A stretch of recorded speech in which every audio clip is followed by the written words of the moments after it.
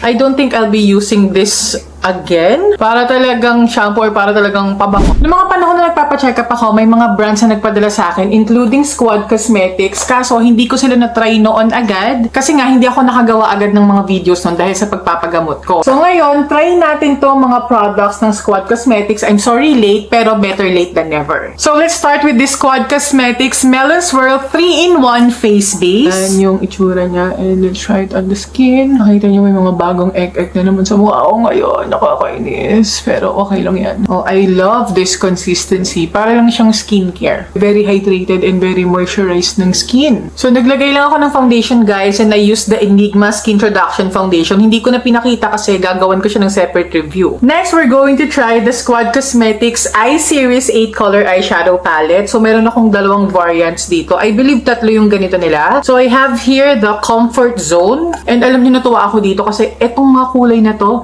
ganyan yung mga comfort zone ko talaga. I really love these colors and ito yung gagamitin natin today. Pero pakita ko na rin sa inyo yung isa. So, ito naman yung Lucid Dreams. Ang ganda ng kulay. Tingnan nyo naman. Oh my gosh. Alam niyo yung mga quads nila, yung maliit na mga quads eyeshadow nila. Favorite ko yung mga ganun. Hanggang ngayon may ganun pa rin ako. So, I'm gonna start with this lightest shade right here and ilalagay ko yan sa buong lids ko. Hindi pa kasi ako nagpa-powder. So, ayan yung pinaka magiging base color ko and para madali ding i-blend yung ibang eyeshadows. Next is the shade right here. Ayan, lagay ko lang siya dito sa eye socket. Ayan, kung saan yung may lubog. Now, I'm going to apply the orange shade. And I'm going to place that dito sa lids. Parang light lang pala yung pagka-orange na kapag dito na sa eyes. Anyway, papatungan ko na lang itong color na to. Hopefully, maganda yung kalabasan. Alam nyo, parang light lang pala siya. Nakukumpara ko siya dun sa mga quad eyeshadows nila, yung sinasabi ko sa inyo na maliliit. Bakit parang mas pigmented yung mga yun? Mas maganda yung color payoff nun compared dito sa, tawag dito, Eye Series 8 Color Eyeshadow Palettes na to. Kasi dito parang ang dark niya, pero pagka nilagay ko na siya dito, ay parang wala lang, parang very light lang siya, diba? I don't know how to feel about this. Gamitin na lang natin tong darker shade na to dito sa Lucid Dreams na palette. Hindi ko nakuha yung eye makeup na ini-envision ko kasi iba pala yung color niya kapag nilagay na siya dito sa eyelids ko. Okay, so tinapos ko na yung eye makeup ko, guys, kasi medyo na-disappoint talaga ako dito sa eyeshadow palette na to. For the powder, I'm going to use my Shiseido Baby Press nalaglaging sponge.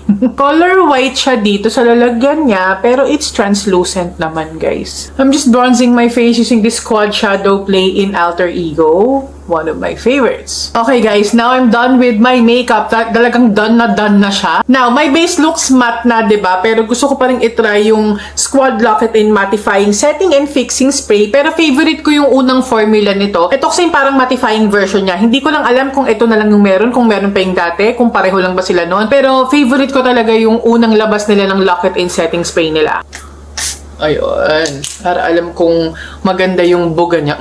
Amoy coconut pa rin siya kasi ganun yung amoy nung una. And ganun nga yung atake niya, nakaka-mattify nga siyang talaga. Alam nyo, hindi ko nga alam kung bakit naglippy ako. Meron nga palang kasamang lip drip dito. Ito parang mga lip gloss lang naman sila. Alam ko maraming shades to, pero meron ako ditong 5. Actually, kaya ako siguro nakakalimutan gamitin din to. Kasi, tinry ko siyang gamitin. Yung isa nito, tinry ko lang siyang ilagay sa lips ko. Tapos, sobrang perfumed siya. Hindi ko talaga carry yung amoy niya. I mean, hindi naman siya mabaho, pero ayoko lang kasing sobrang lakas na floral scent. Parang ganun kasi siya, na tipong nalalasahan ko na talaga siya. Pero sige, mag-swatch pa rin tayo. So, ito yung itsura ng mga pinaka-component nila. Magaganda naman yung mga kulay na to. So, this is the shade Bliss, Foxy, Posh, Lover, and ito yung Stunner kung nakikita nyo. Clear gloss lang siya na merong mga shimmer na pink and purple, parang ganun. So, yung shade na ito try ko sa lips ko ngayon is yung shade na Foxy. Ano kaya yung shade na unang tinry ko nun? Hindi ganun Hindi, ayan na. Ayan na.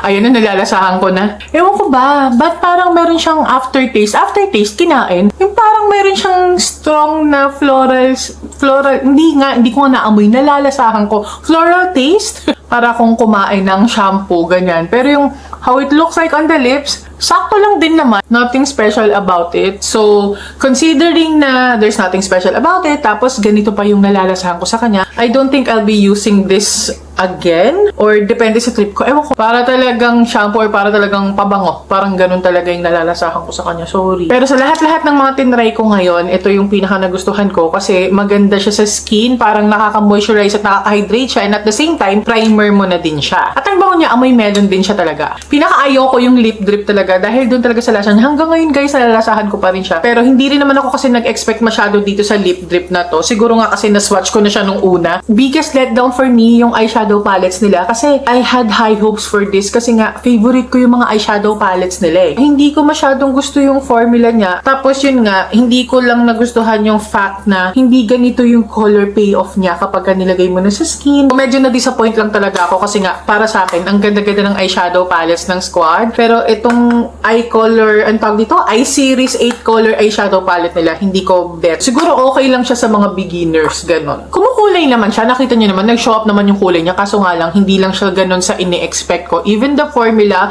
hindi siya ganon ka-smooth kapag ka-binlend. So, ayun lang guys. Actually, maganda naman yung mga products ng Squad Cosmetics, pero like any other brands, of course, meron din sila mga hits and misses. Even though hindi ko nagustuhan yung ibang products na tinry ko ngayon, of course, you'll still see me use a lot of Squad products kasi I really love this brand. Ayun lang naman, kayo, anong favorite product nyo sa Squad Cosmetics?